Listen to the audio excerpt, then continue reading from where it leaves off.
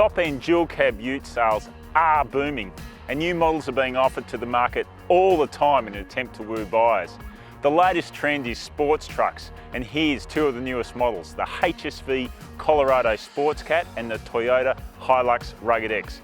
Do they offer added performance? Are they worth the extra money? We've brought them to the centre of Australia to find out. But let's not beat about the bush.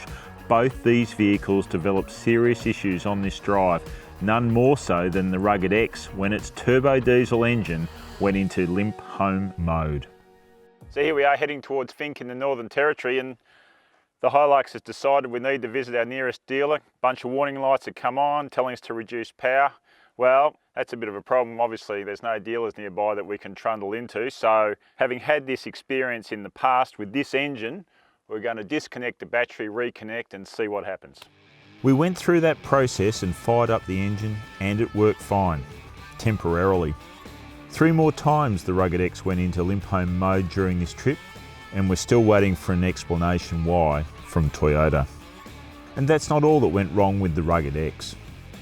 Check this out. You can just see the high beam light there because the instrument panel on the cars actually dropped down. And that's not all. The Rugged X's side step here, the covers come loose. Unbreakable Hilux? We don't think so. Meanwhile, our top spec Sports Cat Plus fitted with optional Super Shock dampers was great to drive on smooth roads, but shook and chattered horribly on corrugations. So right through the trip we've been talking about how firm the ride of the Sports Cat is, and there's been a bit of a topic of discussion about whether it's going to stay in one piece right through the trip, and the answer is no, because we've had this sailplane cover fall off. But that's not the main one. Check this out. The tonneau cover mechanism on this side has failed and the cover's lifted up. So we're going to have to figure out how to tie it down for the rest of the trip and secure it. We did figure it out, which was good because the other hinge soon broke too. To its credit, HSV admitted straight up it knew about these issues and has a fix in place. They just didn't make it onto our test vehicle. Despite all the drama, we did manage to get a good feel for these two vehicles. As dual cab turbo diesel 4x4 utes, they have plenty in common. They both have local design and engineering input, and final assembly is even completed in Melbourne after the base vehicle is shipped in from Thailand. But from there, they diverge towards different goals. So what the Sports Cat does is communicate really well to the driver in the way that Holden Special Vehicles cars often do. It's got quite a rigid body, which means it sits flat in corners. There's good feedback to the driver.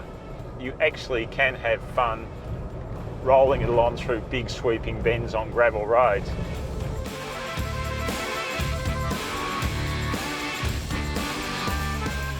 Dig under the aggressive bumpers and the decals and the snorkel and the new alloys and so on.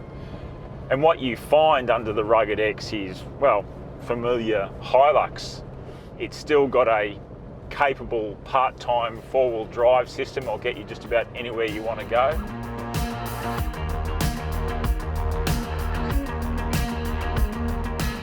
Well, what a dramatic few days we've just had with these two vehicles, and I've got to say how disappointed I am that we've had so many issues with them.